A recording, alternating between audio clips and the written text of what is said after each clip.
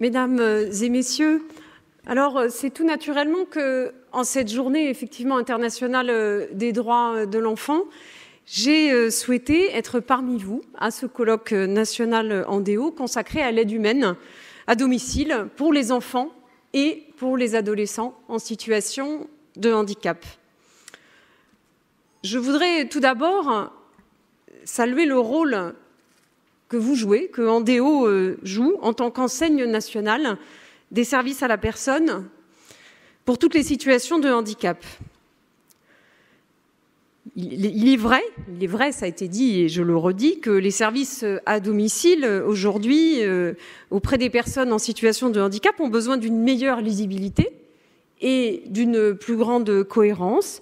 Et Andéo, à sa façon, y contribue par plusieurs types d'actions, mais notamment par le développement des pôles ressources, bien sûr par les actions de formation qui sont extrêmement importantes, et par la fonction d'observatoire des aides qu'Andéo développe avec l'ensemble de ses partenaires. Alors vous avez effectivement rendu public cette étude en juillet 2014 sur l'aide à domicile auprès des enfants en situation de handicap, et je voudrais en dire quelques mots parce que cette étude m'a beaucoup intéressée.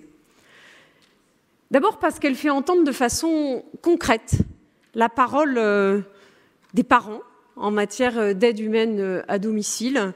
Et eh bien, c'est la meilleure façon de pouvoir progresser et répondre aux attentes, c'est entendre la parole effectivement extrêmement concrète.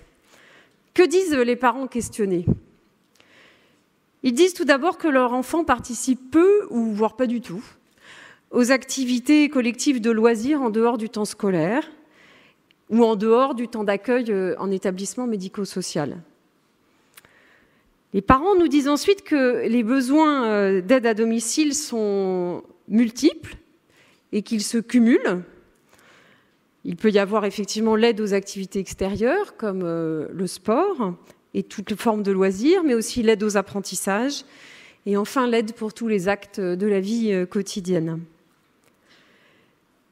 Les parents nous disent aussi que les besoins évoluent en fonction de l'âge de leur enfant, des capacités de leur enfant, et cela signifie, bien entendu, cela souligne la nécessaire adaptation des interventions en maintenant systématiquement la perspective d'inclusion et d'autonomie de l'enfant ou de l'adolescent. Enfin, les parents nous parlent de leur rôle à eux. Leur rôle de parents qui, on utilise ce mot couramment dans le jargon finalement du médico-social, ce rôle d'aidant, que moi j'aime plutôt transformer en un mot plus simple, qui est le mot d'aimant, parce que je ne connais pas d'aidant qui n'aime pas effectivement la personne qui l'aide au quotidien. Et je trouve que c'est un petit peu déshumanisé le terme d'aidant. Néanmoins, ce rôle d'aidant doit effectivement être pleinement reconnu, soutenu, accompagné. Et c'est une forte demande des parents que je comprends tout à fait.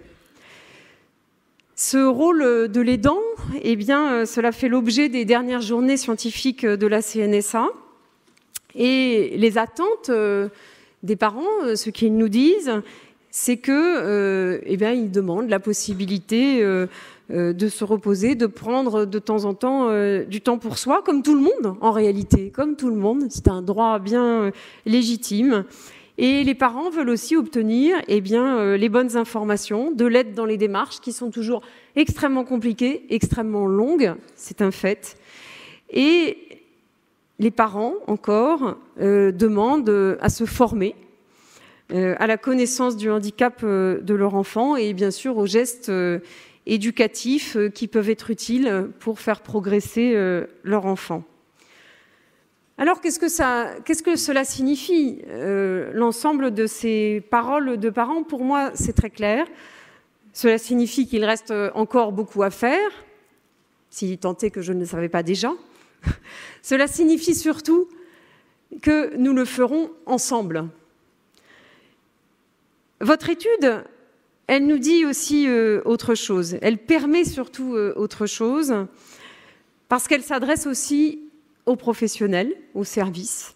Et elle permet ainsi, pour les professionnels, de mieux prendre en compte les besoins et les attentes des parents pour adapter, bien sûr, les pratiques et les réponses. Écoutons encore la parole des parents. Presque la moitié des parents déclarent ne pas trouver de prestataire qu'ils considèrent comme compétent par rapport au handicap de leur enfant. Les parents déclarent aussi avoir des difficultés pour faire confiance à un tiers, pour intervenir chez eux auprès de leur enfant. Alors oui, la labellisation est une réponse, et à Andéo, vous y travaillez très activement. Elle est sûrement utile, mais probablement pas tout à fait suffisante. Il faut en effet que l'ensemble des intervenants à domicile puissent acquérir les connaissances nécessaires, les compétences relationnelles et les compétences techniques adaptées à chaque situation de handicap. Et puis, il y a bien entendu la question du coût, qui revient aussi également dans les propos et cette enquête. La question du coût des interventions, ce que cela peut représenter pour le budget des familles, malgré l'ensemble des aides financières mobilisables, différentes suivant les situations. Vous aviez d'ailleurs fait en octobre 2013 en DO une étude sur ces coûts. Vous le savez, vous l'avez évoqué, cette question est complexe et les marges de manœuvre sont faibles. Vous y consacrez d'ailleurs, vous l'avez dit, une table ronde aujourd'hui. Enfin, et il y a encore une autre raison pour laquelle votre étude m'intéresse, eh bien c'est un vecteur d'information pour tout le monde, pour mieux se repérer effectivement dans l'offre existante et pour pouvoir poser les bonnes questions et donc prendre les décisions les plus éclairées possibles. Cette étude, elle constitue donc le fil rouge de votre journée et je suis sûre que vos échanges seront riches et ne doutez pas que je prendrai connaissance de ces échanges pour ensuite nourrir mes propres réflexions. Alors, au sujet de l'aide à domicile de façon plus globale, vous le savez, vous avez évoqué ma collègue Laurence Rossignol, puisque nous travaillons effectivement à deux et en lien étroit sur ce sujet. Je veux d'ailleurs vous dire qu'elle est depuis 48 heures aux États-Unis au sujet justement de la Convention internationale des droits de l'enfant. Et donc je veux aujourd'hui l'excuser.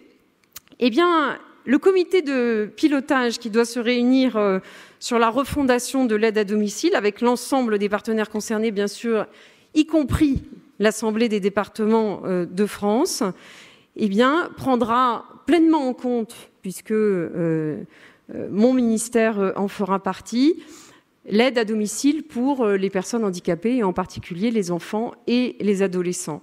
Je veux vous dire que je m'inscris complètement dans la continuité sur ce sujet de Marie-Arlette Carlotti, ma prédécesseure, et que le handicap fait bien partie des travaux engagés à propos de l'aide à domicile. L'aide à domicile, ça n'est pas que l'aide aux personnes âgées, c'est l'aide également aux personnes en situation de handicap. C'est très clair au ministère des Affaires sociales et c'est ensemble que nous travaillons sur ce sujet.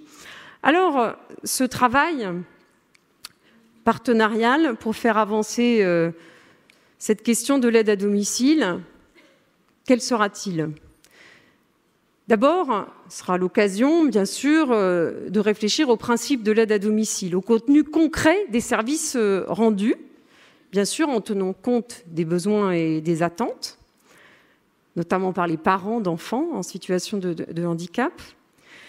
Et puis, les débats porteront aussi sur la place des services à la personne au milieu du reste, parce que dans l'aide aux personnes handicapées, il y a une grande diversité d'offres, il y a une longue chaîne, et finalement, toute la question aussi, c'est quelle est la place de l'aide à domicile ?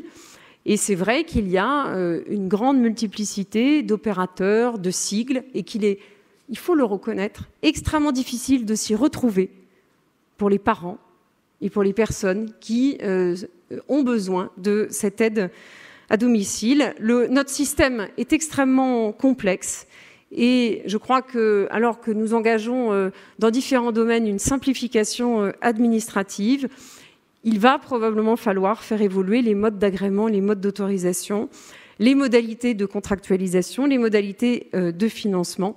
Et c'est bien ça qui sera le cœur du sujet, le cœur des travaux qui s'ouvrent désormais.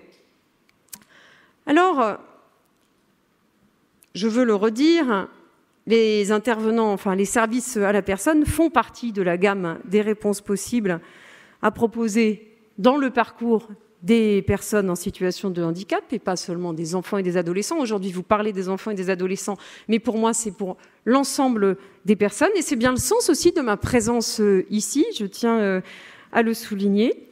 Et en ce qui concerne les enfants et les adolescents, je veux redire que la qualification des personnels, les efforts faits par les services pour engager un processus de professionnalisation sont des gages de qualité et donc de nature à garantir la sécurité des interventions auprès d'un public que je qualifie de fragile.